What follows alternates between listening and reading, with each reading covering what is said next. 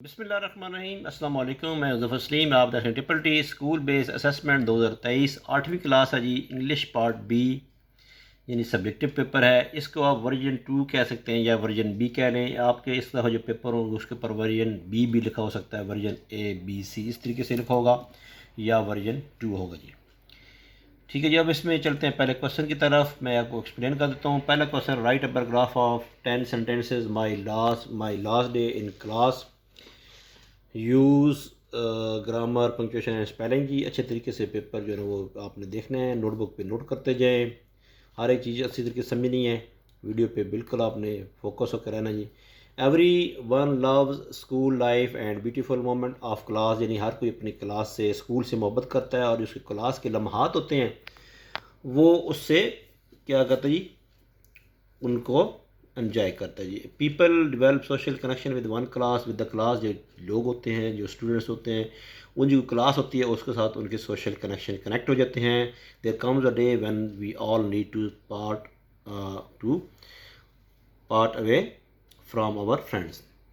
Part away यानी इसमें यहाँ पे थोड़ी सी करेक्शन कर दूँ, अपार्ट अवे आता है छोटा जी, apart away from our friends. फिर एक दिन आता है कि हमें क्लास से जुदा होना पड़ता है, अपने दोस्तों से जुदा होना पड़ता है।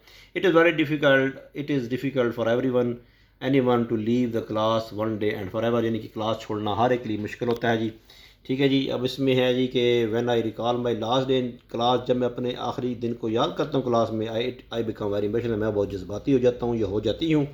It was moment of painful separation, ये पेनफुल सेपरेशन का वक्त था। दे डे पास्ट हुआ, दिन बहुत तेज़ी से गुजरा। Some of friends become too emotional, कुछ दोस्त थे हमारे, जो फ्रेंड्स थी या फ्रेंड्स थे, वो इमोशनल हो गए। The day was mixture of sadness happiness, ये दिन खुशी और गम का मेला जुला दिन था। It was hard day for every one of us, हर के लिए मुश्किल दिन था। ये 10 सेंटेंसेज हैं। अगर आप चाहते हैं कि ये आप यहाँ पे लिखा माई लास्ट डे इन क्लास है, यहाँ पे आपको वो माई लास्ट डे इन स्कूल कभी पूछ सकता है। ठीक है जी, इससे मिलता जुलता आपने क्वेश्चंस करने हैं जी। ठीक है जी, आपके पास अगर इस तरह का फ़र्क है, आप छुट्टियाँ कहीं गुजारते हैं तो वो आपसे इस तरह पूछे कि आप किसी जगह पे गए हैं तो वहाँ पे अपने ननिहाल में, ददयाल में किसी घर गए हैं, वहाँ पे आपको 10 डेज़ कैसे गुजरे। ठीक है जी, इस तरह की चीज़ें वो आपसे पूछ सकता है जी। ठीक है जी, ये आपने थोड़ा सा क्रिएटिव राइटिंग इस तरह की है जी। दूसरा एक सवाल है, यहाँ पे डायलॉग लिखना आपने पेन और पीस ऑफ पेपर के दरमियान है। यहाँ पे मैं बताता चलूँ कि इसी तरीके से आपने अच्छे तरीके से इसको फोकस करना है, देखना है, ताकि आपको पता चले कि कैसे करना है ये क्वेश्चन, ताकि डायलॉग वो चेंज करता तब भी आप कर सकें। जिस तरह ये पेन और पेपर का है, इसी तरह ये पेन और पेंसिल के दरमियान आ सकता है, ये टेबल के ऊपर आ सकता है, ये एक ट्री के, एक दरख्त के ऊपर आ सकता है, एक फूल का आ सकता है। इस तरह करके आपने, मैंने डिफरेंट ऑप्शन आपको दे दिए। एक फूल कभी डायलॉग किसी चीज़ के साथ, फूल जिस तरह फ्लावर और बटरफ्लाई तितली और फूल का आ सकता है। तो आपने इस तरह करके ये देखना है कि ये किस किस चीज़ का कंपेयर आप कर सकते हैं कि डायलॉग बन सकता है जी। ठीक है जी, चलते हैं क्वेश्चन की तरफ। डायलॉग ये है कि पेपर जो है, पेन पहले कहता है हेलो हाउ आर यू, पूछता है पेपर से हाँ भी कैसे हो। पेपर कहता है आई एम फाइन। पेन कहता है why are you sad today, आज तुम सैड क्यों। Paper I am wet with water, कहता है मेरे ऊपर पानी गिर गया तो मैं गीला हो गया हूँ। My master will throw me, मेरा जो मालक है वो मुझे फेंक देगा। Pen don't worry you can be use after drying, वो कहता है परेशान होने की ज़रूरत नहीं है, जब तुम खुश्क हो जाओगे तो तुम्हें इस्तेमाल किया जा सकता है। Paper how I can be, मुझे कैसे यूज़ किया जा सकता है। कहता है someone can use for rough draw, कहता है अभी देखो अच्छा पेपर होगा तो अच्छी चीज़ के लिए लिखेगा। कहता है रफ के तौर पे तुम्हें यूज़ कर सकता है। Paper after this I will die, कहता है इसके बाद तो मैं मर जाऊँगा, राइट। ठीक है ये। पेपर कहता है नहीं, पेन कहता है no you can be use after dying as well, कहता है नहीं मरने के बाद भी तुम्हें यूज़ किया जा सकता है। वो कहता है, पेपर कहता है आई डोंट रियलाइज हाउ, मुझे तो नहीं पता कैसे। पेन कहता है you can be use in newspaper, तुम न्यूज़पेपर में इस्तेमाल होगे। Without you this world is useless, paper के बगैर जो यहाँ पे पेपर की अहमियत बताई जा रही है कि पेपर जो है ना वो के बगैर तुम्हारे बगैर ज़िंदगी जो है ये बेकार है, ये दुनिया जो बेकार है। आगे क्या है जी, thank you for giving me inspire, कहता है मुझे ठीक है जी, बड़ा जो ना वो अपनी इंस्पायरेशन दी है मुझे। पेपर कहता है बहुत शुक्रिया, तो पेनों से कहता है जी वेलकम। तो ये था 10 फिक्रों का। आप इससे मिलता जुलता किसी और चीज़ के दरमियान आएगा तो आप बना सकते हैं जी। अगले क्वेश्चन की तरफ चलते हैं। अगला क्वेश्चन है कि phrase the stanza in your own words, stanza को फ्रेज करना आपने। स्टैंजा जी मैंने बताया आपको, पहले भी आ चुका है, हमारा ये दूसरे मॉडल पेपर में था। holds out its yellow richness, I say this not to warn you of me person, but when the wind makes you sound in the mango trees and the friend keeps yellow sprouts, I say this no true। ठीक है जी, तो यहाँ पे मैंने पूरा वो पिछले वही आंसर लिख दिया, लेकिन यहाँ पे होल्ड आउट इट्स येलोनेस, तो यहाँ पे येलोनेस से करेंगे। ठीक है जी, यहाँ पे आप इसको चेंज कर सकते हैं। ठीक है, इट कीप्स इट्स येलोनेस कर दें आप, इट कीप्स इट्स येलोनेस कर दें। इट कीप्स इट्स येलोनेस से आप कर दें, ये बेशक आपको छोड़ दें क्योंकि दूसरा पूरा क्वेश्चन नहीं है, तो इट कीप्स से कर दें आप, इट कीप्स, ये आपका आ गया जी। आई बड़ा कर दीजिएगा आप यहाँ पे,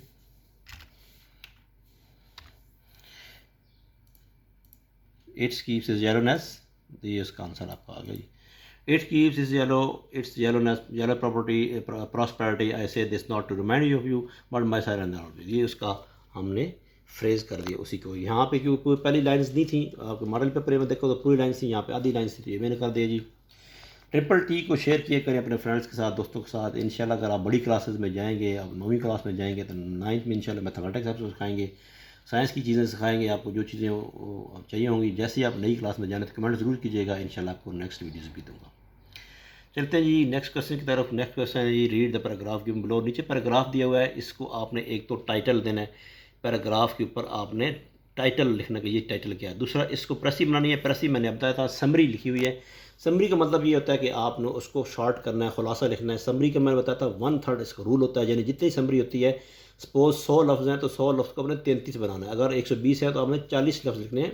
बीच में एग्जांपल वगैरह, शेर और शायरी, इस तरह की जो चीज़ें हैं एक्सप्लेन उसने की, वो ख़त्म करनी होती हैं। मेन पॉइंट्स को लिखना होता है। ठीक है जी, और इसमें आपने जो 66% वर्ड होते हैं उसको ख़त्म करना होता है, फिर 1/3 लिखना होता है। ठीक है, आप पहले लफ्ज़ इसको गिन लेंगे। तरीक़ाकार है तो पहले लफ्ज़ गिन लें, मेन लाइन जो मेन लफ्ज़ होते हैं उसको पॉइंट आउट कर लें ताकि वो मिस ना हो जाए। पेंसिल का पॉइंट आउट कर सकते हैं। उसके बाद आप मेन पॉइंट्स को बना के एक कंप्रीहेंसिव सा यानी जुमला, लंबे जुमले की बजाय एक मुख्तसर जुमला लिखें, कंप्रीहेंसिव लिखें, जामिया फ़िक्रा लिखें। ठीक है जी, तो इसके लिए मैंने 2 पैराग्राफ बनाए। आप दोनों में से कोई एक कर सकते हैं ताकि आपको समझ आ सके। मैंने 2 पैराग्राफ बनाए हैं। इसी तरह का अगर आपको पैराग्राफ आता है तो आपने उसको इसी तरीके से शॉर्ट कर लेना जी। मैं क्वेश्चन का आंसर बताता हूँ। ये है जी आपके पास, ये मैंने 2 बनाए हैं। इंपॉर्टेंस ऑफ एजुकेशन आप इसको देंगे नाम। इंपॉर्टेंस ऑफ एजुकेशन में पहला है, it is said that education is the key to success, the knowledge a person gets through education helps him या हर, जो लिखेंगे in coping with challenges in his life.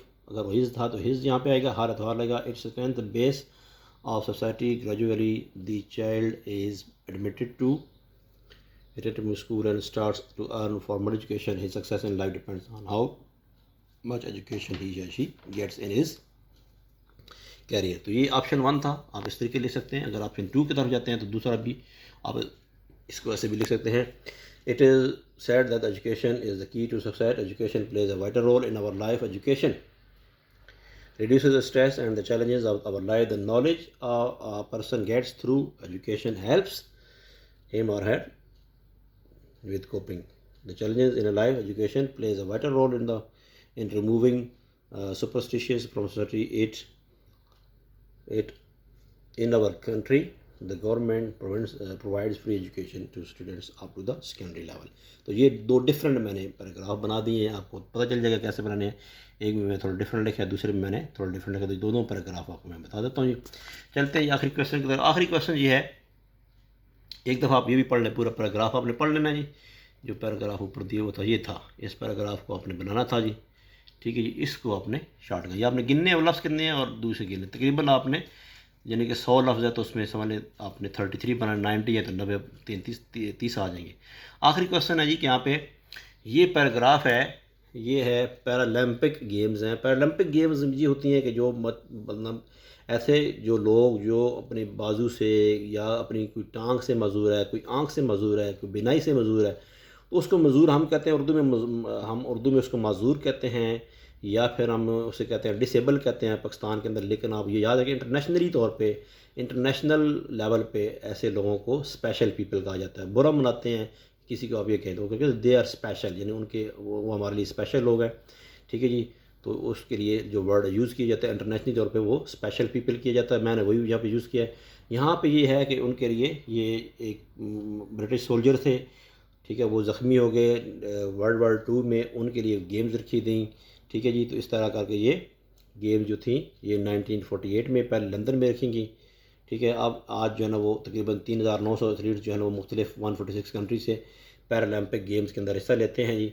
ठीक है, तो ये पैराग्राफ हमें पढ़ लेना है। इस तरह का कोई और पैराग्राफ आ सकता है। पहले सवाल की तरफ चलते हैं। पहला सवाल जी है, which athletes participate in the Paralympic games, कौन से एथलीट्स ने पैरालंपिक गेम में हिस्सा लिया। तो यहाँ पे वो कहता है कि athletes from all over the world compete against each other। ठीक है जी, लेकिन कहाँ से थे ये लोग थे, ये थे जी ब्रिटिश सोल्जर थे, ये ब्रिटिश सोल्जर थे who had been injured during the World War II, ये थे।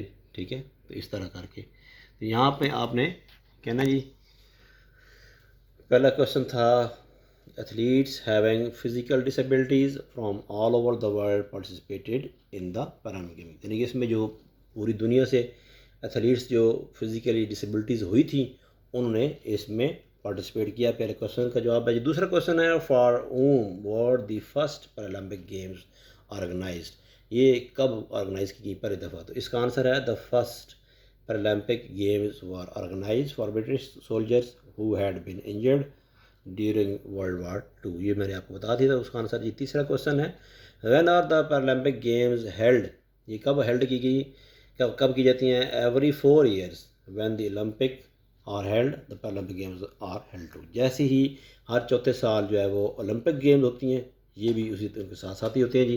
पांचवा क्वेश्चन है, what is the main aim of Paralympic games, इनका एम क्या है।